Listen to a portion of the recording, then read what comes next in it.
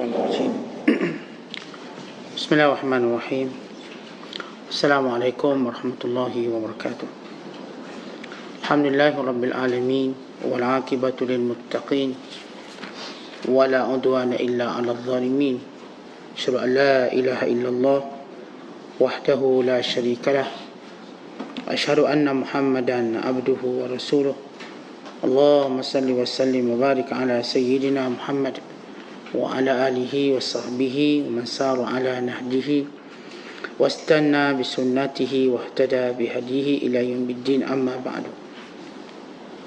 وقال المصنف رحمه الله تعالى ونفعنا الله به وبعلومه في الدارين آمين. Telah berkata Imamul Allamah Syekh Abdul Qadir Al-Jilani, semoga Allah Ta'ala merahmatinya dan kita mendapat manfaat serta barakah ilmunya. Orang-orang yang sedar melihat Allah Azza wa Jalla dengan hati mereka. Segala yang terpatah-patah berkumpul menjadi satu. Hijab pun jatuh berguguran di antara mereka dengan Tuhan. Halangan-halangan semuanya terhapus dan yang tinggal hanya kemaknawian sahaja. Semua hubungan dengan yang di luar terputus dan tercabut. Segala akar umbi pergantungannya. Sehingga tiada yang tinggal di situ melainkan Allah Ta'ala semata. Tiada bicara lagi bagi mereka. Tiada gerak-geri, tiada sukaria dengan sesuatu apapun sampai tercapai semua ini. Bila sudah tercapai hal ini, maka sempurnalah perkaranya buat mereka. Pertama-tama mereka terkeluar dari belenggu perhambaan dunia. Kemudian dari semua yang ada di dalamnya, kecuali Allah Ta'ala sahaja. Mereka tetap menanggung bala dalam pergaulannya dan di rumahnya. Dan Allah Ta'ala terus memerhatikannya seperti bunyi firman-Nya. فَيَنْظُرُ كَيْفَ تَعْمَلُونَ. Maka dia akan memerhatikan apa yang kamu lakukan. Kebatinan itu adalah raja dari anggotamu, sedang hati menjadi wazirnya, yakni menterinya. Manakala jiwa, lisan dan semua anggota badan yang lain menjadi khadam kepada keduanya. Kebatinan mengambil sumber minuman dari lautan Allah Ta'ala, sedang hati menerima minumannya dari kebatinan. Lalu jiwa yang tenang tenteram mengambil minumannya dari hati. Kemudian lisan minum dari jiwa. Semua anggota badan minum dari lisan. Maka jika lisan itu memang baik, baik pula lah hati. Dan jika dia rosak, rosak jugalah hati. Sebab itu lisanmu itu memerlukan tali kekang dari takwa. Dan bertaubat dari kata bicara yang sia-sia dan nifak. Jika engkau selalu biasakan dirimu seperti itu, nescaya kefasihan lisan akan bersambung dengan kefasihan hati. Dan bila ini telah sempurna, hati itu akan bercahaya. Dan cahayanya akan ketara pada lisan dan semua anggota badan. Maka ketika itu pertuturan itu berlaku dari lisan yang terdekat kepada Allah SWT. Dan dalam keadaan dekatnya diri kepada Allah, tiada perlu lisan lagi baginya. Tiada perlu lagi doa baginya. Tiada perlu zikir lagi baginya. Sebab doa dan zikir serta pertuturan itu hanya diperlukan bila engkau berada dalam keadaan jauh dari Allah. Adapun yang berlaku dalam keadaan dekat dengan Allah adalah sikap berdiam diri dan membeku sahaja. Berqanaah dengan pandangan serta bersenang-senang lenang dengan pendekatan.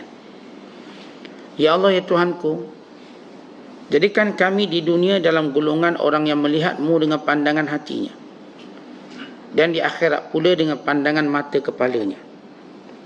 Dan berilah kami kebaikan di dunia dan kebaikan di akhirat, serta selamatkanlah kami dari seksa api neraka. Muslimin dan muslimat sedang penonton yang dirahmati Allah sekalian, Syekh Abdul Qadir menyebut tentang satu golongan yang melihat Allah Ta'ala dengan hati. Maka ini kita sebut sebagai maqam ihsan.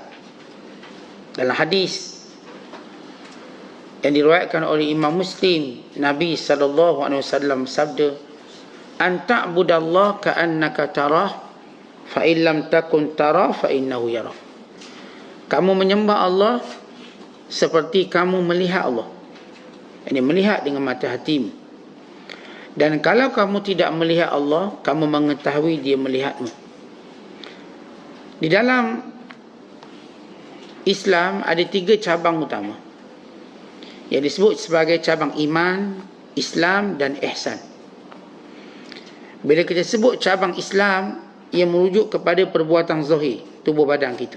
Islam, yakni rukun-rukun Islam, daripada syahadahnya sehinggalah menunaikan haji. Rukun Islam. Ini makam pertama yang perlu dilalui, yang perlu dijaga oleh semua orang beriman.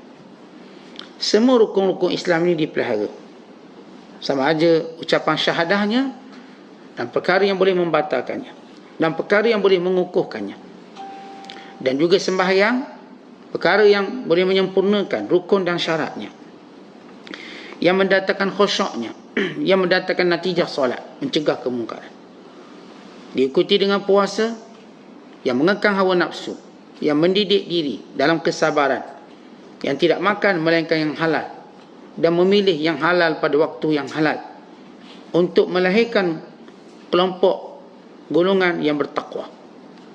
Diikuti dengan zakat sebagai satu pembebasan diri daripada harta dan kecintaan padanya, dan meraihkan hak orang lain, memberi hak orang lain tanpa melihat hak diri sendiri, dengan membebaskan diri sedikit demi sedikit daripada pengaruh harta. Dan diikuti dengan ibadat haji, melihat persamaan antara semua manusia dan melihat ketundukan tanpa bicara, dan zikir serta ingatan talbiyah kepada Allah setiap masa. Melihat kematian dengan pakaian putihnya, sehingga melihat perjalanan ini adalah perjalanan menuju kematian, dengan membawa bekal sebelum bertahallul daripada dunia ini untuk mendapat kebebasan sepenuhnya di sisi Allah dalam syurganya, dalam redanya. Maka ini makam Islam. Maka semua orang kena menyempurnakannya. Diikuti dengan makam iman. Iman melibatkan hati, jiwa, yang berkait dengan kepercayaan, keyakinan. Bermula dengan iman pada Allah, iman kepada Rasul, kepada kitab, kepada malaikat, kepada hari kiamat, kepada qada dan qadar. Maka bila seorang menyibukkan diri menyempurnakan makam iman ini dengan mempasakkan kepercayaan kuat kepada Allah, meyakini Allah, bertawajuh, bernawaitu, yakni berniat dan bertawajuh menghadap Allah Subhanahu Wa Taala semata, meyakini yang berkuasa, yang mendatangkan mudarat, yang menentukan segala ialah Allah Ta'ala. Diikuti iman kepada Rasul dengan beriman pada semuanya tanpa membezakannya, memuliakannya, menjadikan nama-nama mereka sebagai satu kemuliaan dan kebanggaan, bahkan menjadikan sunnah-sunnah mereka ikutan dan juga bawaan, serta menjadi sebahagian daripada kehidupan yang penting. Diikuti beriman dengan kitab, mempercayai semua kitab dan berpegang teguh kuat dengan Al-Quran Karim sebagai wahyu yang terakhir. Tunduk kepada setiap ta'alim, setiap ilmu, pengajaran, tadbiyah, didikannya. Diikuti beriman dengan malaikat, bahawa memperakui ada makhluk Allah yang tidak pernah buat maksiat sebagai satu persaingan kita, dan sebagai satu pendampingan yang paling baik berdamping dengan malaikat dalam kesolehan, ketaatan kepada Allah. Dan diikuti dengan hari kiamat, beriman pada hari kiamat, mengetahui bahawa setiap dunia atau setiap masa dan tempoh ini ada kesudahan, ada perhitungan, ada pertanggungjawaban di hari akhirat kelak, dihisap, diberi buku catatan, ditimbang melalui titian, sehinggalah dikesudahkan atau diputuskan kesudahan. Yang akhir sekali ialah dengan qada dan qadar. segala ketentuan Allah, baik ataupun buruk, diterima dengan redha dan melihatnya sebagai satu muhasabah dan ilmu. Bukan melihat qada dan qadar itu satu tanda kasih sayang Allah pada kita, kecintaannya, dan juga kehendak Allah yang lebih baik daripada kehendak kita. Beriman dengan sepenuhnya, tanpa mempertikaikannya, tanpa mengeluh atau tanpa mengadu kepada mana-mana hamba-Nya. Kerana beriman pada qada dan qadar, katanya hanya mengadu kepada Allah. Innama ashku huzni wa bassi ila Allah. Innama ashku, sesungguhnya aku hanya mengadu kesedihanku kepada Allah. Innama ashku bassi wa huzni ila Allah. Aku mengadu segala kesedihan, kedukecitaan kepada Allah Ta'ala. Baik, kita pergi pada peringkat ketiga. Itu makam ihsan yang kita nak bicarakan. Apa itu makam ihsan? Iaitu makam yang digabungkan antara makam Islam dan iman. Daripada gabungan ini keluarlah namanya ihsan. Keluarlah namanya ihsan, yang kita sebut sebagai kemuncak kebaikan yang dilakukan daripada amalan zahir dan juga kebaikan daripada amalan hati. Maka lahir ihsan, iaitu bertajalli Allah dalam hati dia. Artinya dia melihat Allah dengan hatinya. Dan tanda-tanda orang melihat Allah dengan hatinya ialah dia melihat semuanya ialah redha Allah, kehendak Allah. Semuanya dia melihat pahala di sisi Allah Subhanahu Wa Taala. Ini disebut oleh Syekh yang sedar melihat Allah. Orang yang sedar senantiasa melihat Allah, yakni mengetahui pengawasan Allah padanya. Allah berfirman, Inna rabbaka labil mirsad. Sesungguhnya Allah itu sentiasa memerhatikan kamu, melihat kamu. Maka orang beriman sedar bahawa Allah Ta'ala melihat dia, menjadikan dalam keadaan sedar melihat Allah dengan hati mereka. Maka semua yang berpatah-patah berkumpul menjadi satu. Apa maksud berpatah-patah berkumpul menjadi satu? Ya, dalam kehidupan kita, kita sibuk. Kita nak jaga orang tu, nak jaga orang ni, nak jaga hati si kita, nak jaga hati anak kita, nak jaga hati jiran kita. Kita nak muamalah dengan orang tu, muamalah dengan orang ini. Ya, kalau kita nilai diri kita, kesibukannya banyak. Nak ke pasar, kita nak ke tempat kerja, kita nak sekian. Semuanya ini menjadikan hidup kita huara. Sebab kita banyak tujuan, sedangkan keterbatasan waktu dan juga kemampuan kita. Kadang-kadang kita kata semua benda saya nak buat ni tak sempat, semua tak sempat. Nak buat belaka. Baik, perbuatan itu tidak mengganggu kalau hati itu tetap. Baik, kalau orang-orang yang namanya ihsan, dia nampak satu benda yang Allah selalu sebut dalam Quran, illa ibtigha'a wajhi rabbih, melainkan mereka hendak mencari redha Allah. Pada isteri mereka ada redha Allah, pada anak-anak mereka ada redha Allah, pada pekerjaan mereka ada redha Allah, pada jiran tetangga ada redha Allah. Yang mereka nampak satu. Ini disebut sebagai yang berpatah-patah menjadi satu. Cuma Allah. Maka muamalah kita dengan isteri kita cuma Allah. Maka saya kan dalam didik, dalam memberitahu kepada isteri saya apa yang Allah Ta'ala beritahu. Demikian juga dengan jiran, demikian juga dengan pekerjaan. Maksudnya kita sentiasa memantau tindakan, kata-kata, perbuatan kita berdasarkan redha Allah atau tidak. Perkataannya Allah redha atau tidak. Walau isteri saya tak redha, walau jiran saya tak redha, walau kawan saya tak redha, maka Allah redha. Itu bermakna berpatah-patah menjadi satu. Cuma redha Allah. Tetapi kalau kita nak cari semua redha manusia, ini disebut oleh ulama ghayatun la tudrak. Ini benda yang kita tak mungkin dapat. Tak mungkin dapat. Tapi kalau nak cari redha Allah, boleh, kita boleh dapat. Maka Allah bila memerintahkan kita mencari redanya, bukan kerana memang Allah berhak, kerana Allah menciptakan kita, tetapi juga kerana sifat belas kasihan Allah pada kita. Sifat belas kasihan Allah pada kita. Bayangkan kalau kita hidup nak jaga redha orang tu, nak jaga redha orang ni, akhirnya kita tak ada pendirian kita. Kita tidak ada pun apa kita sebut sebagai mauqif, apa yang kita sebut sebagai jati diri kita, syakhsiah kita, tak ada. Maka Allah nak jadikan kita ni hebat, Maka orang ni hidup cari redha Allah, senang kita muamalah dengan dia. Kenapa? Saya cari redha Allah. Dalam bab makan minum senang dia. Makanan yang halal. Cukup. Redha Allah di situ. Kemudian bila Syekh Abdul Qadir menyebut, hijab mula jatuh. Apa itu hijab? Hijab yang jatuh. Iaitu keyakinan bertambah dengan menghilangkan segala keraguan.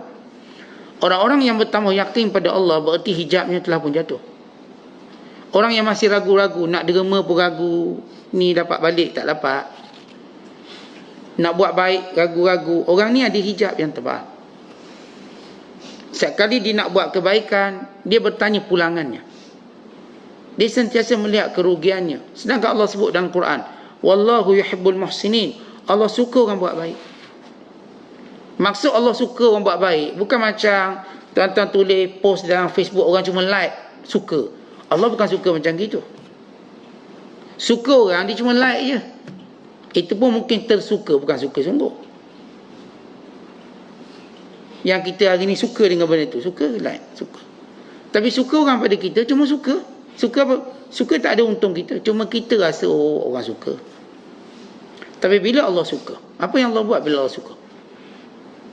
Bila Allah suka kepada kita dan suka pada hamba-Nya, dengan apa yang Allah sebut, wallahu yuhibbul muhsinin wa inna Allaha lama'al muhsinin. Allah suka orang yang buat baik, Allah bersama dengan orang buat baik. Maka semua orang buat baik ini Allah jaga, Allah pelihara. Dan semua orang buat baik ini Allah akan tambah kebaikannya lagi. Setiap kali dia buat baik, Allah beri dia peluang buat baik lagi, buat baik lagi. Dia macam gini, kalau orang main-mainan, bila dia menang, dia dapat main lagi. Dia menang, dia dapat main lagi. Dia menang, dia dapat main lagi. Yang kita masuk duit main, misalnya masuk duit, mainlah bola apa ni, bola keranjang, tak, duit RM1 main, dia bagilah bola 6 biji. Tapi sebab kita sentiasa masuk, dia bagi bonus 12 biji. Masuk lagi, bagi lagi. Kenapa? Sebab kita cemerlang. Allah Ta'ala janji kepada siapa yang buat baik, Allah akan tambah kebaikan dia. Pertama cara Allah tambah kebaikan, kalau tuan-tuan buat satu benda baik, katakan apa kebaikan kita buat qiyamul lail, maka itu kebaikan dan Allah suka kebaikan tadi, sehingga kita tinggalkan tempat tidur kita, tinggalkan waktu paling nyenyak untuk kita tidur, yang Allah sebut dalam Quran, tatajafa junubuhum anil madaji yad'una rabbahum khaufan wa tama'a wa mimma razaqnahum yunfiqun. Mereka meninggalkan tempat tidur mereka kerana takut mereka pada Allah dan kerana harap mereka apa yang ada di sisi Allah, dan apa yang kami berikan daripada harta mereka belanjakan pada jalan kami. Bila Allah menguji orang bangun qiyamul lail, yang meninggalkan waktu paling seronok tidur, tahun kedua, ketiga pagi tu semua seronok tidur, payah nak terbangun waktu tadi. Tapi bila kita buat baik, kita mujahadah, bagaimana Allah Ta'ala tambah kebaikan? Yang pertama, Allah tambahkan kebaikan menjadikan kita istiqamah. Kita jadi suka buat lagi. Yang kedua, ditambah kebaikan dengan menjadikan kita menambahnya. Akhirnya kita makin awal. Ditambah nilai dia. Daripada kita bangun 4 pagi, jadi 3:30 pagi. Jadi 3 pagi. Jadi 2:30 pagi. Jadi 2 pagi. Maka Allah menghadiahkan kepada kita malam semuanya. Ini malam semuanya untukmu, beribadat kepada aku. Menjadi kecintaan dia. Dan yang ketiga, Allah Ta'ala tambah atas kebaikan kita buat tadi, iaitu kemanisannya. Jadi macam seronok, taladzuz, manis. Bagaimana orang kalau makan sesuatu sedap, sebagaimana kalau orang ada hobi, dia jadi gembira dengan hobi dia. Sekali hobi dia pun jadi minat, dia jadi suka. Maka demikian bila orang buat baik, Allah tambah kebaikan dengan dia merasa suka buat. Hatta kalau dalam keadaan dia bersendirian pun dia akan buat. Ini maksudnya Allah suka orang buat baik. Dan yang keempat, bila Allah suka orang buat baik, Allah akan kumpulkan dia bersama orang buat baik juga. Maka dia akan jumpa orang macam dia.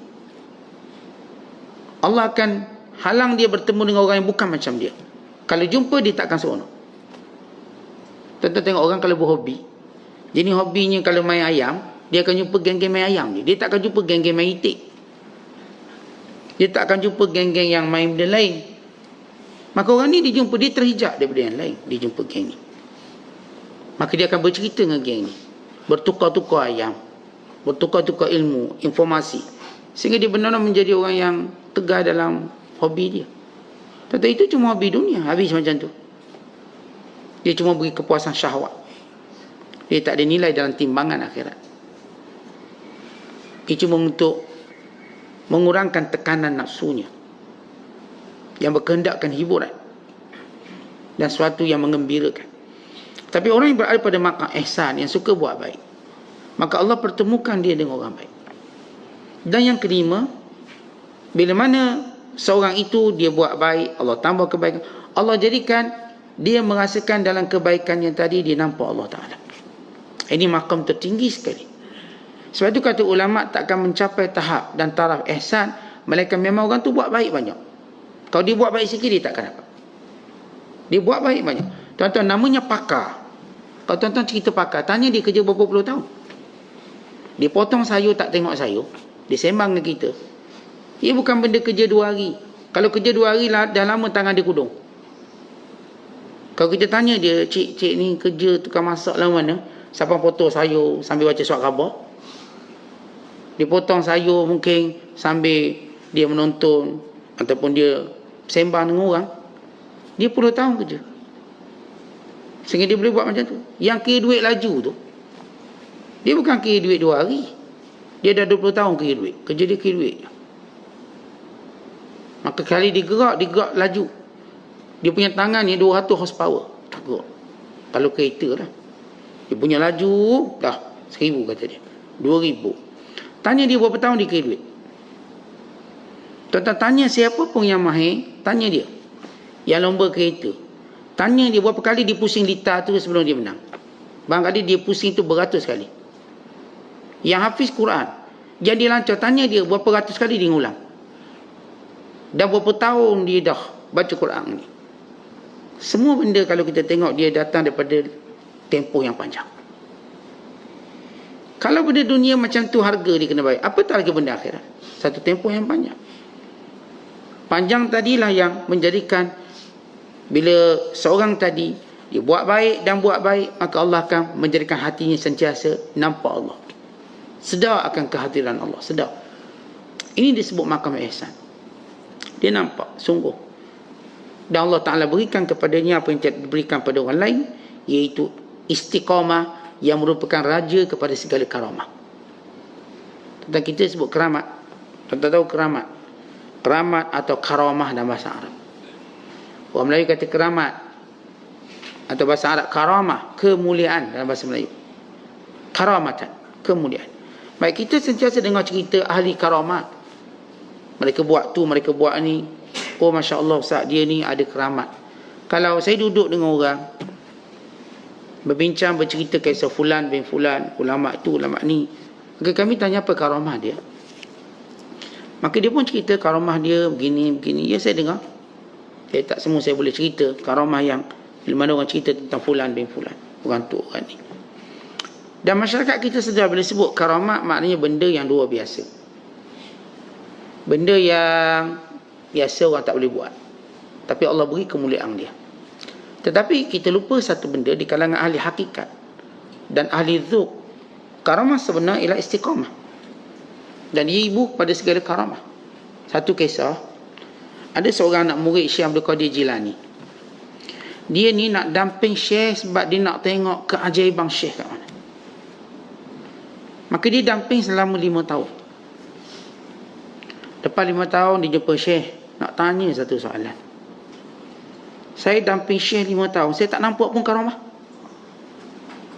Sebab orang cerita Syekh Abdul Qadir karamah banyak. Saya damping 5 tahun, tak nampak pun. Nampak sama makan, sama minum, sama tidur, sama, nampak. Bagaimana orang biasa? Bagaimana karamah? Saya tengok budak ni memang dia tertipu dengan hidup dia. Kita kalau baik orang alim nak tengok karamah, maka ini golongan yang tertipu. Kita baik orang alim sebab kita nak ubah diri kita. Bukan kita nak tengok orang alim tu hebat dia kat mana. Saat saya damping nak tengok hebat dia kat mana. Oh, hebat dia. Tak tahu apa kita bercakap hebat dia. Kita nak baiki diri kita. Kita nak duduk dengan orang yang boleh baiki, bukan dengan orang yang kita tonton kehebatan dia. Ini bukan sarkas. Ini bukan zoo, ini bukan museum. Ini kehidupan dunia yang kita perlu tahu, kita mesti baiki. Saya damping orang alim soleh bukan untuk berbangga dengan pendampingan, untuk ubah diri saya. Untuk saya tahu hukum hakam, halal haram, dosa pahala. Untuk saya tahu benda ni jauhkan saya pada Allah, murka Allah atau redha Allah. Itu tujuan saya baik. Bukan saya nak tengok keajaiban dia, tapi cerita orang baik untuk guru nak tengok keajaiban ni benda biasa. Anak murid yang tak tahu matlamat, kenapa dia belajar untuk guru dia? Dan kenapa dia damping dan berkhidmat dengan guru? Dia tak tahu sebab apa. Sebab orang ni, orang macam gini dia cepat gugur dan jatuh. Umpama kalau kita baik dengan doktor lah. Tuan-tuan baik dengan doktor buat apa? Nak rawat sakit kita lah. Itu yang pertamanya. Supaya dia beritahu kita, nasihat dia, guna untuk kita jaga kesihatan kita. Baik, kembali kepada Syekh Abdul Qadir. Dia kata, aku 5 tahun ikut Syekh, tak nampak pun karamah. Lalu Syekh tanya dia 2 soalan. Pernah tak kamu tengok aku meninggalkan perkara fardu? Aku tak sembahyang ke, aku tak puasa, pernah tak? Tak pernah. Pernah tak kamu tengok aku tinggalkan perkara sunat? Yang sunat-sunat tu aku tinggal, pernah? Dia tak. Itulah di karamah yang kamu nak tengok. Bila kamu jaga yang fardu dan buat yang sunat, itulah karamah. Dan itulah kasih sayang Allah. Dalam hadis kursi, Allah Ta'ala berfirman, hamba-Ku senantiasa tidak ada benda yang paling aku suka daripada kewajiban yang dilakukan oleh hamba-Ku. Dan sehinggalah hamba-Ku terus mendekatkan dirinya kepadaku dengan melakukan perkara sunat, sehingga aku benar-benar sayang pada dia.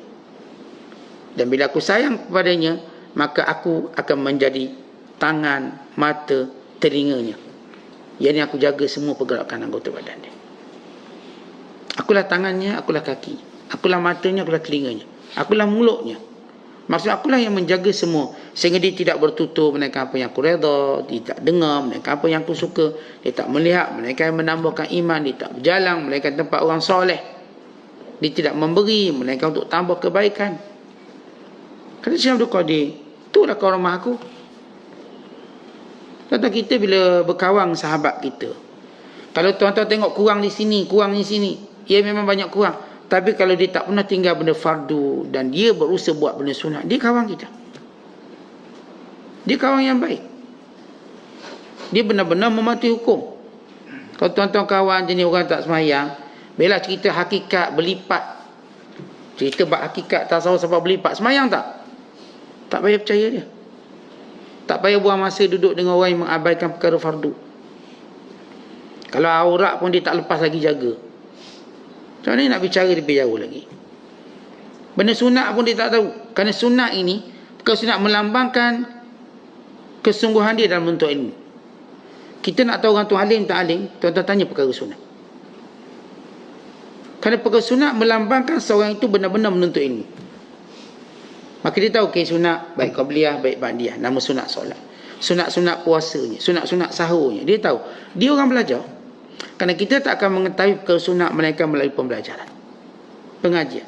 Kerana itu nilai orang alim bila kita tanya sunnah Nabi apa dia, maka dia tahu itu dia alim tu. Dia boleh cerita kita daripada makan, minum, tidur, even berjalan, berkenderaan, lawan musuh, semua dengan sunnah Nabi. Dia alim. Nak tahu orang alim, tanya sunnah Nabi. Dia tahu, ya dia alim. Kalau tak tahu, kalau dia pengikut orang, dia bukan orang yang belajar. Baik, lihat apa kita sebut sebelum ni, maqam Islam, iman dan ihsan. Dan kita sebut perkataan ihsan, iaitu melihat Allah. Dalam segala perbuatan kita melihat Allah. Yang ini melihat dengan apa? Disebut oleh Syekh Abdul Qadir mata hati kita. Kerana tidak berlaku melihat Allah dengan mata kepala kita di dunia. Tidak berlaku, melainkan pada Nabi SAW. Dan itu pun tak ada beberapa pandangan ulama. Tetapi melihat Allah dengan hati, ya disepakati sebagai makam ihsan. Melihat Allah.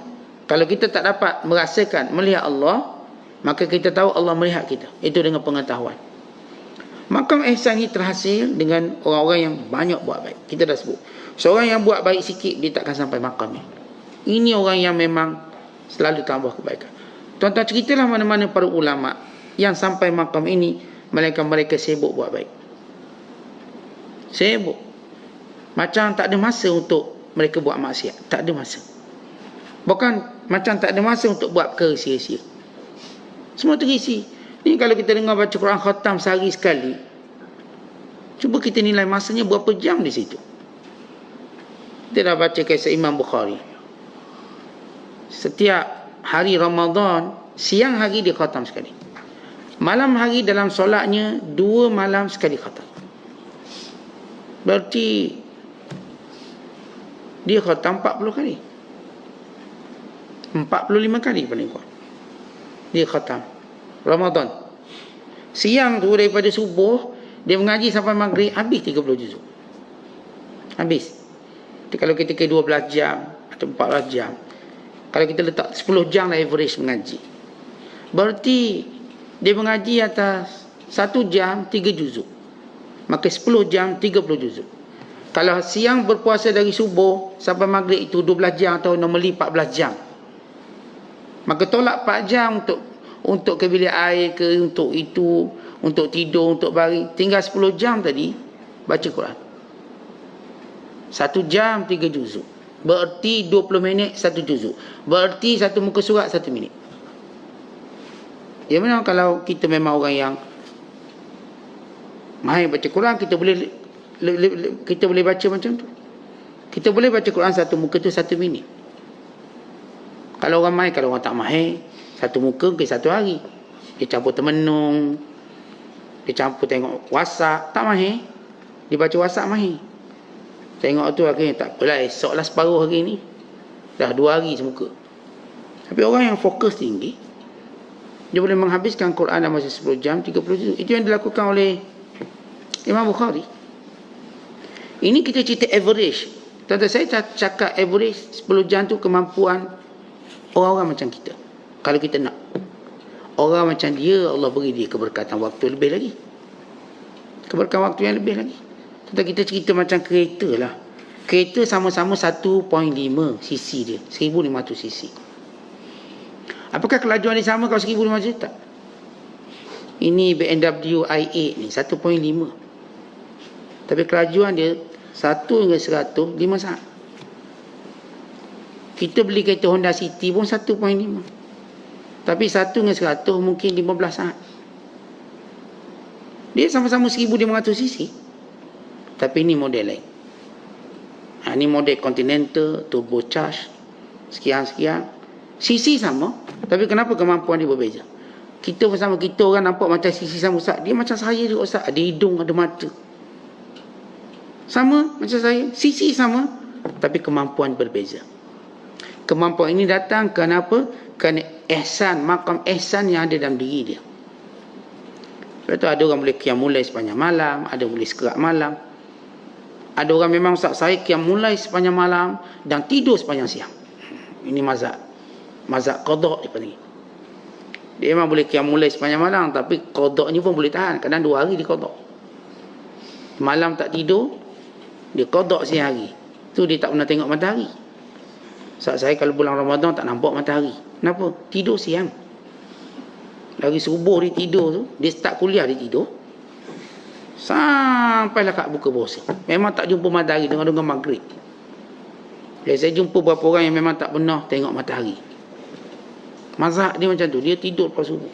Dia sembahyang subuh dengan saya, kita balik sembahyang subuh, dia terus tidur. Terus tidur. Sampai dia bangun sekejap zuhur, solat zuhur. Solat zuhur kat katil dia, sambung balik. Bangun asar, sambung balik. Ajaib. Dekat nak buka puasa datang. Dia baru datang, segar dia. Maka setiap orang berbeza kemampuan. Kata Syekh Abdul Qadir lagi, halangan-halangan semua terhapus. Baik, semua namanya halangan. Apa yang halangan yang disepakati oleh ulama? 4 halangan. Manusia, dunia, syaitan, kawan jahat. Ini semua tak ada. Orang yang berada pada makam ni, mereka tak ada kawan jahat. Kita kalau masih ada kawan jahat, takkan sampai lagi. Ada lagi tak kawan jahat, takkan sampai. Mereka ialah orang yang sudah tidak dipengaruhi oleh dunia dan tidak mampu dipengaruhi oleh syaitan. Tak boleh. bukan dengan nafsu syahwat dia. 4 halangan yang disebut oleh ulama. Maka halangan ini pun jatuh. Yang tinggal cuma kemaknawiannya sahaja. Apa itu maknawi? Artinya yang tinggal daripada benda-benda halangan apa yang membawa kebaikan kepada dia. Bukan maksud dia tolak dunia sehingga dia tak ambil semua. Dia ambil yang bawa kebaikan pada dia. Bukan maksud dia tinggal manusia. Dia ambil apa yang membawa kebaikan maknawinya. Kalau perlu dia bergaul dengan orang jahat, pergaulannya sebagai pergaulan darurat. Sebab dia perlu ada urusan orang tu. Maka itu darurat. Maka orang ni berjaya menyatukan matlamat, menurunkan tabirnya, menjatuhkan tabir, membuang segala halangan sehingga nampak cuma maknawinya. Maka semua hubungan terputus, kata Syekh. Semua terputus melainkan dengan Allah Ta'ala sahaja. Maka ketika itu semua bicara, tindak tanduk, semua benda dia berdasarkan kepada ubudiyah, perhambaan pada Allah. Ni orang macam ni lah percakapannya boleh dikira. Kerana zikirnya lebih banyak, baca Qurannya lebih banyak, maka dia tak bercakap melainkan perkara yang berfaedah dan beri manfaat. Dan demikian juga dia tak akan tengok melainkan sesuatu yang baik. Yang pertama berlaku pada orang ni, kata Syekh Abdul Qadir, ialah dia akan keluar daripada belenggu perhambaan dunia. Kemudian dia cuma melakukan perhambaan pada Allah. Artinya tak ada benda yang jadikan dia tunduk melainkan Allah. Kita kan banyak benda kita tunduk. Sebab nak projek kita pun tunduk. Sebab nak naik pangkat kita pun tunduk. Sebab nak untung kita pun tunduk. Tunduk dengan kemahuan orang ni. Sedangkan kita hanya diminta tunduk kepada kemahuan Allah. Itu yang disebut oleh Rasulullah SAW. Ta'isa abdul dinar, ta'isa abdul dirham, ta'isa abdul qatifah, ta'isa abdul khamisah. Maksudnya, celakalah orang yang menjadi hamba dinar, hamba emas.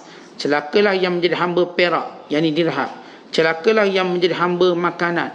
Celakalah yang menjadi hamba pakaian. Celaka orang yang menjadi hamba pada jenama dan juga kepada brand atau kepada nilai-nilai kemewahan. Celaka dia. Dia tunduk.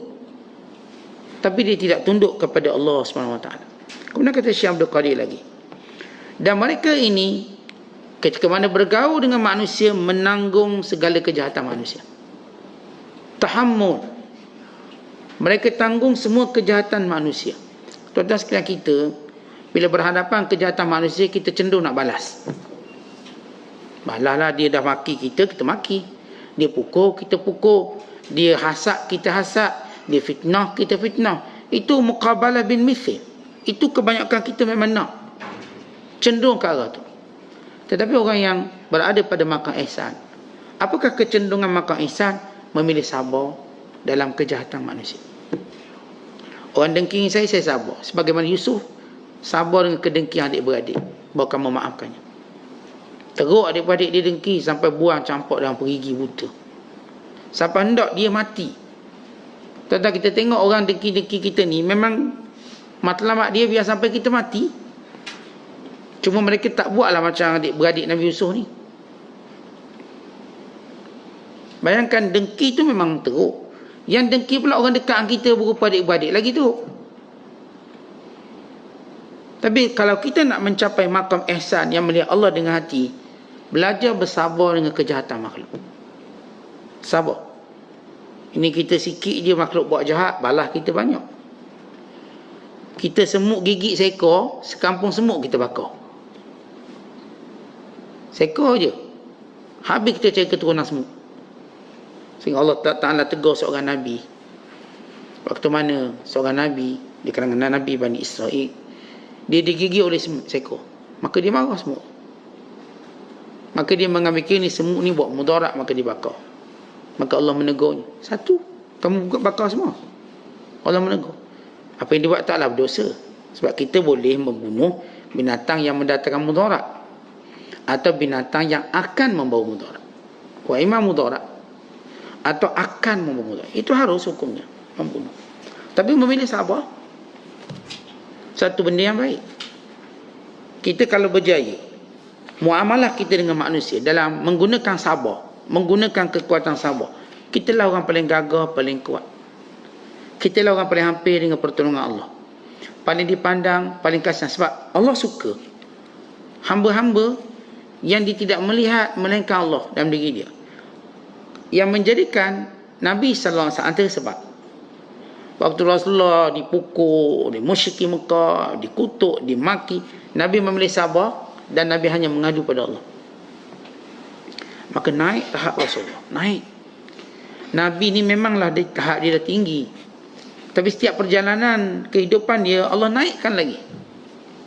Sebab itu bila kita nak contoh manusia, Allah sebut dalam Quran, kita baca dalam surah Ahzab ayat 21. Ini manusia paling hebat dan agung. Apa kata Allah? Laqad kana lakum fi Rasulillahi uswatun hasanah liman kana yarjullaha wal yawmal akhir wa dzakarallaha katsira. Sesungguhnya kepada kehidupan Rasulullah itu contoh tauladan terbaik kepada orang yang benar-benar beriman pada Allah, yang berharapkan Allah dan berharapkan hari akhirat, dan yang ingin menyebut Allah banyak-banyak. Kata ulama, Rasulullah ialah ketua kepada segala makam ihsan. Kita macam mana pun kita jumpa orang baik, tak akan kita jumpa sebaik Rasulullah SAW. Kita kena sedar dalam apa pun ilmu, ibu segala ilmu ni daripada Nabi SAW. Baik kita bertasawuf, berfiqah, berapa sekalipun, dia terhenti pada Nabi SAW. Kalau bertasawuf tapi duk lawang Nabi, Nabi kata wajib, dia kata sunat, atau dia kata tak perlu, dah sampai matlak hakikat, maka ini bodoh. Padahal kita orang dah sampai nahnu nasil, ataupun mereka kata hasanna al-usul, kita dah sampai, kita martabat orang dah sampai tak semayang, kononnya dah sampai martabat tinggi. Orang kata pada Syekh Abdul Qadir, Syekh ada seorang tu, dia kata dia dah sampai satu darjat sehingga dia tak perlu solat, dia tak perlu buat apa yang Nabi buat. Ya benar, dia sampai ke neraka. Ini usulu ila saqar, ni sampai neraka. Ada golongan-golongan konon atas nama tasawuf, semua benda wajib dia nak gugurkan, sebab dia nak nampak dia special. Dia ni kalau nikah pun tak payah pakai wali ni, sebab aku disaksikan oleh semua wali-wali ulama, wali-wali aulia, rijalul ghaib. Untuk kahwin tak payah pakai wali. Ini golongan-golongan yang zindik, yang cuba buang. Baik, bila Allah sebut Rasulullah SAW contoh terbaik kita, maka Allah sebut 3 sifat mereka: iman pada Allah, hari akhirat, dan berzikir ingat Allah banyak-banyak. Ini sifat orang kuat untuk ikut Rasulullah SAW. Ialah orang-orang yang sentiasa nak cari redha Allah, nak cari pahala di sisi Allah. Orang ni yang kuat untuk ikut Rasulullah. Siapa yang hidupnya bukan nak cari redha Allah, dia tak kuat ikut Rasulullah. Sebab itu orang munafik jatuh, sebab dia hipokrit. Kan itu ramai orang kata yang kononnya untuk sampai pada Allah, tapi dia tak ikut Rasulullah, maka dia jadi sesat dan dilaknat. Lihat Yahudi, lihat Kristian. Kita baca ayat, wa qalatil yahudu wan nasara nahnu abna'ullah wa ahibba'uh kul falima yu'adzibukum bidzunubikum bal antum basyarum mimman khalaq. Dan berkata Yahudi, berkata Kristian, kami anak Allah dan juga kekasih-kekasih Allah. Allah kata, kalau kamu anak Allah dan kekasih Allah, kenapa Allah azab kamu? Kenapa Allah turun bala pada kamu? Bukan kamu manusia macam orang lain. Dan bila orang Yahudi kata kami anak Allah tapi tak nak ikut Rasulullah, mendustakan Rasulullah, mereka menjadi maghdubi alaihim, dilaknat. Orang Kristian pun sama, dia kata kami cinta Allah tapi tak nak ikut Rasulullah, mereka menjadi waladhdallin, sesat. Dan hari ni bila ada orang atas nama Sufi, dia kata kami cinta Allah tapi tak nak ikut cara Rasulullah, maka mereka ini satu golongan lagi, golongan-golongan yang sesat. Sebab itu orang yang ikut Rasulullah, dia ada kekuatan dia. Kekuatan dia kerana dia nak redha Allah, dan dia yakin kepada hari kiamat. Itu cinta dia pada akhirat melampaui dunia dia. Dan ketiga, hidupnya sibuk menyebut nama Allah, bukan sekadar lisannya, perbuatannya. Ini dia haula'il asfiya'ul aqwiya, kata ulama. Mereka golongan terpilih lagi kuat dan gagah. Kita gagah ikut Rasulullah ni. Dan gagah ikut Rasul sebab kita nak cari redha Allah. Maka kita boleh ikut Rasul. Siapa yang dia olok-olok mencari redha Allah ni, maka Allah akan tunjuk kelemahan pertama dia gagal ikut Rasulullah. Gagal. Dia tak cenderung nak buat benda sunnah Nabi, tak cenderung. Jauh sekali untuk mengetahuinya. Maka kalau kita minta dia cerita tentang Rasulullah, dia pun tak boleh cerita. Dia tak mengenali Rasulullah. Dia tu kenal baik, cuba cerita Rasulullah. Kita cerita sebelum dia lahir lagi, dengan segala tanda kenabian, sehingga dia mengandung, sampai dilahirkan, sampai baginda wafat, sampai kedudukan Rasulullah di hari akhirat. Kalau kita mengenalinya dengan apa yang Allah ajar pada kita. Dan sunnah Nabi pun sama. Saya katakan, kalau tuan-tuan nak cakap tentang sufi, tanyakan dulu dia sunnah Nabi. Kalau dia faham sunnah Nabi, maka dia sufi. Kalau dia tak faham sunnah Nabi, dia bukan sufi. Ini jenis orang main tepi ni. Orang-orang yang cuba menangguk air keruh. Kononnya mereka sampai, tapi sebenarnya mereka sampai pada kejahilan, bukan sampai pada ilmu. Kemudian kata Syekh tentang mereka menanggung kejahatan makhluk, kerana mereka tahu Allah Ta'ala sentiasa memerhatikan mereka. Lalu beliau menyebut satu istilah, ini kita nak jelaskan sikit. Kata Syekh, kebatinan adalah raja. Satu. Hati adalah menteri. Dua. Jiwa, lisan dan semua anggota badan ialah khadam kepada duanya, yakni kepada kebatinan dan kepada hati. Baik, apa itu kebatinan? Batin-batin ni. Baik, ini istilah yang disebut dalam sufi ialah sir, rahsia. Dia kalau ikut turutan dipanggil sirrun, qalbun, nafsun, lisanun, jawarihun. Rahsia, hati, diri, lidah, anggota badan. Baik, apa itu sir, rahsia? Satu istilah yang paling tinggi yang disebut dalam terjemahan kitab-kitab tasawuf, kebatinan. Benda batin lebih daripada benda yang ada dalam hati. Ini hati kita. Ada sesuatu dalam hati kita. Ada benda batin, rahsia. Bila kita sebut perkataan rahsia, dia kalau ulama dalam mendefinisikan rahsia, mereka kata asir halatu tajallin wa irfanin nafsin imanin. Keadaan tajalli, itu zahir, rahsia, irfan, pengetahuan, nafsi imani, keimanannya kepada Allah Ta'ala, yang maradduhu ila kathrati zikrin wa tadabburil murid. Ia terhasil kerana seorang yang menjalani jalan Allah ini banyaknya zikir, banyaknya tadabbur, dia, sehingga dia mencapai keseronokan, kemanisan ihsan. Baik, terjemah mudah macam ni. Kita buat sir atau kebatinan, suatu yang datang daripada ilmu Allah, tetapi syaratnya rahsia. Satu yang datang daripada ilmu Allah, tapi rahsia. Baik, contoh orang namanya menteri, apa yang ada pada dia? Akta kerahsiaan yang dia akan sumpah. Sebelum jadi menteri, dia akan sumpah, dia akan jaga rahsia kerajaan. Bukankah begitu? Hatta raja pun, dia akan sumpah jadi raja, menjaga akta rahsia negara. Kalau dia berhenti, dibocorkan rahsia dia, boleh didakwa. Siapa yang dah jadi menteri ni, dia dah akan sumpah rahsia kerajaan. Andai kata lepas ni dibocorkan rahsia pada negara luar, pengkhianat boleh dibunuh. Tentang bila Presiden Amerika Syarikat, mana-mana Presiden Amerika Syarikat masih dijaga, mereka tak bebas. Mereka tinggal di jawatan Presiden, ada bodyguard. Ni ada FBI, CIA jaga dia. Kenapa mereka jaga? Sebab dalam kepala dia ada rahsia kerajaan. Mana bom nuklear, mana bom atom, itu semua tahu. Kalau dibocor, dia akan ketangkap. Dia sentiasa dijaga. Jangan ada orang ambil dia jadi penasihat syarikat. Kita pun ambil Presiden Amerika, dia penasihat kita. Dia dah tahu banyak rahsia kerajaan Amerika Syarikat. Dia tak akan berlaku macam tu. Dia terikat dengan akta rahsia. Baik, semua orang percaya, orang nama menteri, nama raja, dia ada akta rahsia, dia tak payah cakap benda tu dengan kita. Semua orang tahu. Dan tuan-tuan sendiri pun ada rahsia, tuan-tuan tak cakap dengan orang. Isteri ada rahsia, dia tak akan cakap dengan suami.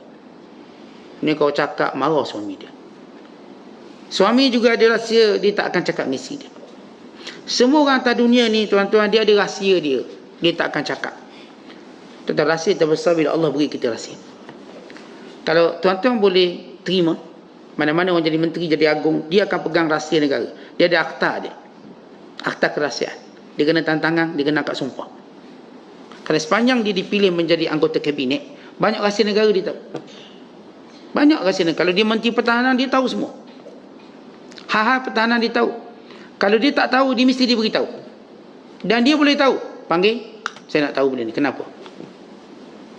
Tapi dia boleh cerita tak pada kita atau pada pendengar? Tak boleh. Tetapi kalau kerajaan dunia ada rahsia, kerajaan Allah ada rahsia. Bila Allah pilih seorang hamba, maka Allah titikkan pada rahsia. Maka jangan kamu beritahu pada orang. Itu dia tak adalah, akulah wali, akulah kutub. Tak. Allah dah beri dan Allah boleh ambil balik benda tu. Tetapi Allah beri kita kemuliaan banyak. Dalam kehidupan beragama, Allah berilah kita kemuliaan. Tak semua benda kita boleh cerita. Ada kita kena cerita, ada rahsia. Kadang kalau kita cerita mungkin riak dan sombong, mungkin ujub. Maka Allah buang kemuliaan tadi yang patutnya menjadi rahsia, tapi kita tak nak rahsia. Maka ini disebut perkataan kebatinan, kerahsiaan yang Allah beri. Seorang mungkin dapat mimpi yang baik-baik, maka tak semua dia boleh cerita kau. Dia kena rahsiakan sebahagiannya.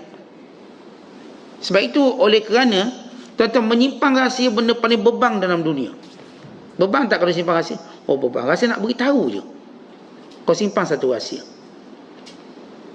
Tak ada orang mampu. Kalau kata Imam Syafi'i, bila kamu ada rahsia dan kamu beritahu rahsia pada orang, maka ia bukan rahsia. Kenapa? Kalau kamu yang jaga rahsia tak mampu untuk simpan, lalu terpaksa beritahu orang, orang yang kamu tinggalkan rahsia, dadanya lagi macam nak pecah simpan rahsia tu. Tata bisik dengan kawan, bisik sekejap, berahsia. Ni ada satu rahsia nak beritahu seorang je. Mungkin dia dah berubah. Rahsia. Nak beritahu seorang je ni. Dia pun berilah tahu satu. Oh kita, macam mana nak cerita ni? Sebab itu para sufi, mereka ada satu cara nak cerita. Dia panggil isyarat. Al-isyarah. Kalau kita bahasanya clue. Tentang clue. Orang beritahu saya rahsia banyak ni, saya pun tak simpan. Saya kata ada seorang hamba Allah, dia ni begini.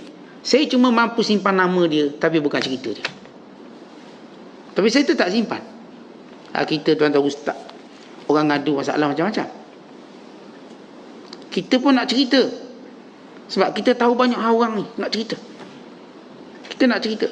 Tapi kita tahu kalau kita sebut mungkin mengumpat, mungkin itu berdosa lah. Dan kata ni dosa.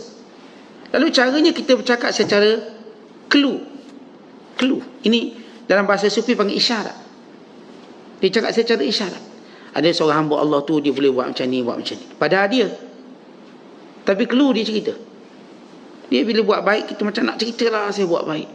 Kita kata ada seorang hamba Allah, dia buat macam ni. Dia buat macam ni. Itu panggil isyarat. Saya kalau orang cerita pada rahsia pada saya nak cerita sebab dia ada pengajaran. Saya tak ada seorang hamba Allah. Dia datang jumpa saya. Dia kata begini. Orang dengar tu, orang tahu seseorang tapi dia tak boleh nak teka siapa. Tak boleh teka. Dia macam boleh agak saya rasa. Ustaz sebut ni macam bini saya je. Macam bini saya kan jumpa. Ni dia pandai ni. Ada seorang tadi saya jumpa dekat Senegal. Oh bukan lah. Bini saya bukan Senegal. Ni saya ni orang Malaysia. Bagaimana dia menyimpan rahsia dengan clue. Tapi saya kata manusia, dia tak mampu simpan rahsia. Mampu tak? Kita memampu 2-3 hari akan datang.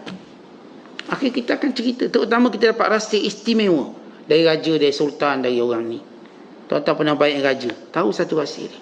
Katakan, Allah nak ceritanya kita. Nak beritahu kita rapat raja. Tapi bila kita cerita, bahaya. Dia boleh bawa malapetaka. Kalau para wali, mereka kalau cerita rahsia, maka ditarik kewalian. Ditarik kedudukan, ditarik kemanisan ibadat. Pertama, bila mereka beritahu je rahsia mereka, Allah tarik kemanisan ibadat. Bukan kekuatan untuk ibadat. Lalu mereka tak boleh buat macam biasa mereka buat. Mereka cerita satu benda apa yang mereka buat. Lalu mereka tak mampu buat malam esoknya. Saya semalam bangun 2 pagi tu. Saya begini, saya nangis. Cerita. Malam esok dia tak boleh bangun. Dan malam esok dia tak boleh nangis. Oh, saya nangis malam bila baca ni. Ya, kamu cerita, malam esok kamu tak boleh nangis. Dan malam esok, malam lusa pun sama. Sebab itu ada benda yang menjadi rahsia. Baik, ini istilah. Saya nak fahamkan tuan-tuan apa yang disebut sebagai kebatinan dan makna kesufian. Maka ia juga disebut sebagai ilham. Dia juga disebut sebagai kejadian aneh. Dalam kita baca kisah sahabat-sahabat Rasulullah SAW. Sahabat-sahabat Rasulullah mereka mendapat rahsia yang banyak. Ini kita baca kisah Usaid bin Hudayr. Waktu dia baca Quran, kudanya merengek. Dibaca lagi, dia sebelah dia bawa anak dia Yahya. Dia bawa anak dia Yahya, duduk kawasan tempat kuda dia. Dia pun ngaji Quran malam hari. Tiba nampak kudanya merengek. Dia pun stop, kuda dia pun stop. Dia baca lagi, kuda dia mula gerak. Maka dia mula nampak gumpalan awan datang, mendekatinya. Dia baca lagi, gumpalan tu makin dekat. Kuda itu makin kuat bergerak. Maka dia berhentikan dan bimbang kuda tadi pijak anak dia, Yahya yang sedang tidur. Maka dia pun datang jumpa Rasulullah. Ada kejadian aneh. Aku baca Quran, kata Usaid bin Hudayr radhiyallahu ta'ala anhu. Tiba-tiba kudaku ini bergerak, merengek, tak tentu arah. Aku berhenti, dia berhenti. Aku baca, dia mula. Dan aku nampak gumpalan awan. Dan aku berhenti baca kerana gumpalan awan tu makin dekat, makin dekat. Dan aku berhenti baca, bimbang kuda tadi mungkin pijak anak aku Yahya. Lalu kata Nabi SAW, wahai Usaid, apakah kamu tahu itu siapa?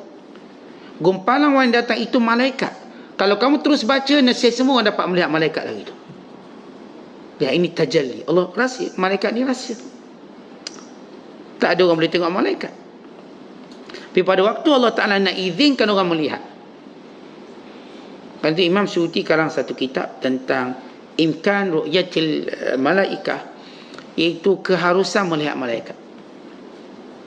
Tapi bila orang melihat malaikat, dia jadi rahsia. Siapa pun melihat keajaiban Allah, ada benda jadi rahsia. Sebab kalau dia cerita seperti dia nak angkat dirinya, maka dia pun sombong, maka dia pun jatuh. Kan jarang orang boleh bercerita rahsia dengan keadaan dia tak rasa dia hebat. Bila orang tu cerita satu rahsia, dia mula rasa dia hebat. Hebat itu boleh rosakkan kita. Tuan-tuan pergi ke kubur, tuan-tuan dengar azab kubur. Katakan. Jadi sebagian manusia Allah dengar, tuan-tuan dengar. Tuan-tuan cerita, saya ni dengar dia. Wah, iman tuan-tuan cerita tadi, datang rasa bangga dan sombong, dan itulah kehancuran kita. Oh, punya saya dah sampai satu makam. Walau saya pergi dengan kuliah ni sambil tidur je, naik juga makam saya. Boleh jadi wali juga saya rupanya. So saya dengar azab kubur. Dia pun cerita ke orang untuk memperlihatkan makam dia. Maka dia binasa. Ya, apa dia cerita tu betul. Tapi kesedaran cerita dia tu makan diri. Kalau macam saya katakan, tuan-tuan cerita rahsia raja. Betul tuan-tuan cerita. Tapi makan dirilah. Tuan-tuan cerita rahsia orang baik. Sebab dia rapat dengan kita, dia pun cerita. Tuan-tuan cerita, akhirnya tuan-tuan tak lagi jadi orang kepercayaan dia. Kita cerita dia, saya saja, dia boleh cerita ke orang lain pula. Maka orang ni tak, saya takkan dekat dengan dia. Kalau dia dekat, saya tak akan beritahu rahsia. Sebab dia jenis bocor je. Kita baru cerita merancang, dia dah cerita jadi. Cara bocor dia pun pelik pula. Tambah pula. Ini kalau cerita betul-betul pun kita marah. Apa tak ada kalau tambah lagi? Jadi kalau Allah beri seorang tu kerahsiaan, lalu kerjanya nak mendedahkan untuk angkat martabat dia di si pandangan orang, maka rosak dia. Betul kita, tuan-tuan bila kaji ibadat, kita mungkin tengok benda-benda yang tertentu dalam hidup. Tuan-tuan mungkin mimpi yang baik-baik. Maka tuan-tuan jangan gatal mulut semua benda nak cerita. Akan jadi fitnah pada kita. Fitnah. Atau dalam perjalanan hidup kita jumpalah sesuatu. Ni malam Lailatul Qadar, tuan-tuan jumpalah benda aneh. Katakan. Maka simpanlah sini. Kalau nak bocor juga pada orang alim saja. Supaya nilai itu maksudnya apa? Kalau kita cerita orang sembarangan, orang kata gila gitu. Haji tu dah hising apa? Ni istilah gelarang pada orang yang dekat dengan agama tapi dia je tak betul, kita panggil isim dia. Isim ni satu kalimah daripada ismu, berdosa. Dosa. Kita kata dia ni oh gila. Lepas tu tuan-tuan bila kita cerita sesuatu dan bukan pada ahlinya, maka orang akan tuhmah kita. Orang tak percaya.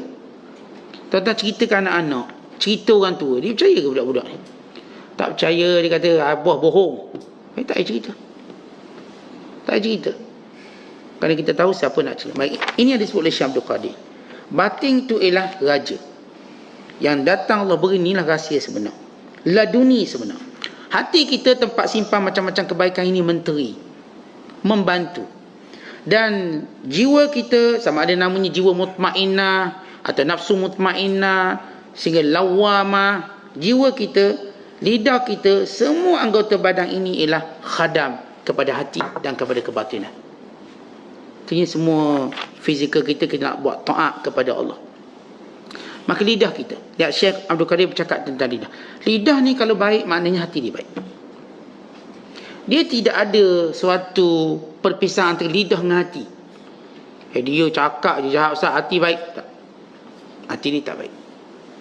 Sebab lidah itu ialah senduk kepada peruyuk.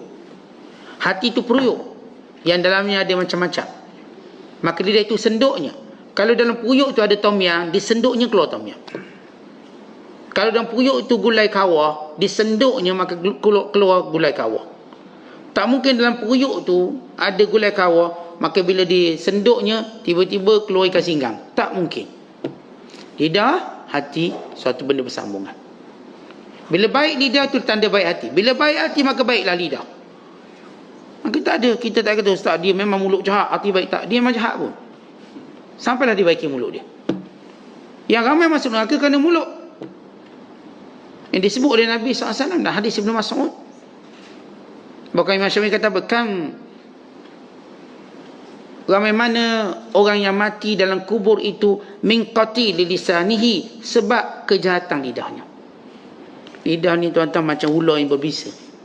Sekali keluar perkataan macam dipatuk kita, dah mati kita. Menjala semua. Kalau ular dipatuk, biasanya menjala sampai ke hati, ke jantung, mati. Perkataan yang buruk. Dia kena ni, dijala masuk hati. Dia simpan bertahun-tahun. Ular senang, kita kena patuk sekali, mati. Tapi orang bila kata benda-benda buruk kat kita ni, tak, lekat. 20 tahun kita simpan. 30 tahun. Kesan dia. Tapi kalau kita cakap benda baik, 40 tahun disimpan mungkin. Saya ingat arwah Tok Guru saya ada nasihat saya. Dia selalu nasihat saya. Ingat ni 40 tahun dulu. Banyak mana nasihat-nasihat guru-guru kita yang kita belajar dari kecil-kecil ingat sampai sekarang. Allah simpan dalam hati. Tuan-tuan jangan duk bezakan lidah dengan hati. Dia benda sama. Lidah kalau comel, baik, baik hati. Hati kalau baik, baik lidah. Maka kita tak ada kata orang yang mulutnya buruk, hatinya baik. Dia ada kecacatan, dia kena baiki. Sebab betul hati dia memang baik, Ustaz suka tolong, tapi mulut dia ngungkit-ngungkit. Tak, itu dah kejahatan, membatalkan pahala. Tentang mulut ni kan banyak sebab boleh rosak. Cerai jatuh pun sebab mulut. Takkan Tok dia kata, saya tahu awak sebenarnya hati baik walaupun awak jatuhkan cerai talak 3. Dia proses talak 3, talak 3. Kesan mulut tu. Yang bersumpah, yang bernazar dengan mulut, maka dia kena buat. Hati saya maksud lain, tak adanya. Memang itu maksud kamu. Saya macam cakap lain, maksud saya lain, tak, benda yang sama. Dan sebab itu kalau benar kita jaga lidah kita, maka hati ni kalau bersih, lidah fasih seperti mana hati. Seluruh anggota badan ini, tuan-tuan sekalian, bila kita tarbiyahkan dia, tundukkan dia kepada Allah SWT, maka dia akan tunduk. Sebab nafsu kita, diri kita bagaikan binatang. Dilatih, maka dia pun ikut. Diikat, ditambat, maka dia pun tak ke mana. Walau liar macam mana, dia tak ke mana. Ini harimau, kalau dalam sangkar, walau liar, dia tak ke mana-mana. Maka nafsu dia macam harimau, tapi dijaga, ditambat, dia tak ke mana-mana, kat situ dia. Dia ada tali kekang dia. Kita kekang dengan takwa. Kita kekang dia dengan amal soleh.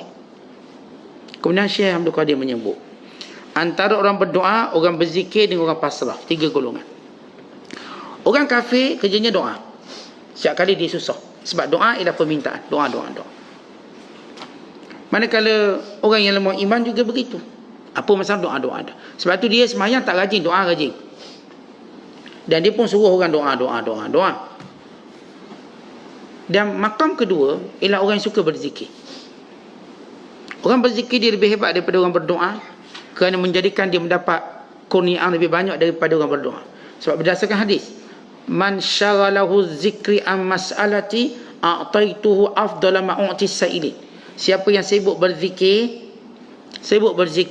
daripada berdoa, akan kuberikan kepadanya lebih baik daripada orang meminta.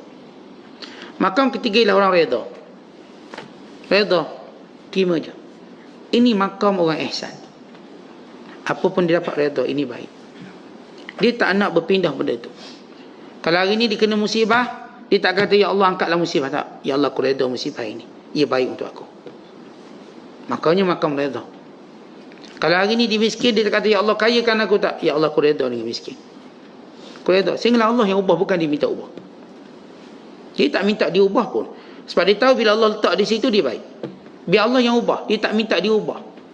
Tentang kita ni dalam keadaan hidup, kita sentiasa minta dia ubah pada benda yang kita nak. Walau apa yang kita nak tu kita tak tahu baik tak baik. Kita minta dia ubah. Saya tak nak macam ni, saya nak sini. Tentang setiap kali kita minta kita berubah, banyak mana kerugian yang berlaku pada kita. Kerana Allah nak suruh kita duduk satu tempat, belajar di situ, ambil pengalaman di situ, sehingga sampai masa kamu akan dipindahkan mengikut sunnatullah. Tapi tak, kita nak cepat. Ya Allah aku nak cepat ni, mengaji 2 hari, dia minta, ya Allah aku nak jadi alim satu dunia. Maka fitnahnya besar. Dia baru ngaji 2 hari, belajar 2 hari, dia dah nak alim macam orang belajar 20 tahun. Tidak mungkin. Dia baru kerja 4 hari, dia dah doa, ya Allah aku nak jadi bilioner. Awak kerja baru buka kedai, baru daftar SSM. Dia punya mau berubah cepat. Akhirnya dia takkan sabar, tu rasuah, tu ambil. Dia takkan sabar. Sebab apa yang dimintanya tadi menjadikan dia tak sabar. Tuan-tuan tenang. Biar kita berada pada posisi barangkali Allah nak suruh kita belajar. Sampai Allah yang pindahkan kita. Dan kalau kita minta ya Allah, kalau itu baik untuk aku. Baik untuk agamaku. Baik untuk kesudahan urusanku. Berkatilah apa yang kau berikan pada aku. Sebab itu tuan-tuan, orang yang dekat dengan Allah, paling mereka bimbang bila minta ubah kedudukan. Mereka takut dia akan jadi lain. Sebab itu kata Umar bin Abdul Aziz, aku tidak suka untuk mengubah apa pun yang Allah dah berikan pada aku. Dan aku suka benda itu. Aku suka. Bahkan kita berdoa pada Allah supaya kita tak minta Allah Ta'ala percepatkan apa yang telah Allah tentukan waktunya, atau pelambatkan apa yang Allah dah letakkan yang lebih awal daripada apa yang kita nak. Ya Allah boleh tak benda ni saya dapat cepat? Tak perlu. Ya Allah boleh tak saya nak dapat lambat benda ni? Tak perlu. Allah tentukan cepat dan lambat. Biar masa pada fikiran Allah, bukan pada fikiran kita. Saya nak anak umur 30. Umur 30 saya nak. Saya tak nak awal sangat. Tiba dapat, oh cepat sangat dah dapat umur 26. Saya belum bersedia jadi ayah. Anak keluar dah ni belum sedia jadi ayah. Dia ingat ayah tu dia letak dia diri dia ayah. Dia sedia ke tak sedia dah jadi ayah. Yang ni pula saya dah bersedia ayah tapi anak tak dapat. Maksudnya awak belum ayah. Awak masih suami, jagalah pangkat suami tu dulu. Oh saya tak sabar-sabar nak jadi atuk. Tak payah, tunggu waktunya kamu jadi atuk. Jadi semua benda yang Allah dah tentukan, kita tak mau disegerakan, kita juga tak mau dilambatkan. Maka ini orang yang pasrah, orang yang redha. Ini pada golongan maqam ihsan yang dekat dengan Allah Ta'ala. Wallahu a'lam bissawab. Assalamualaikum warahmatullahi wabarakatuh.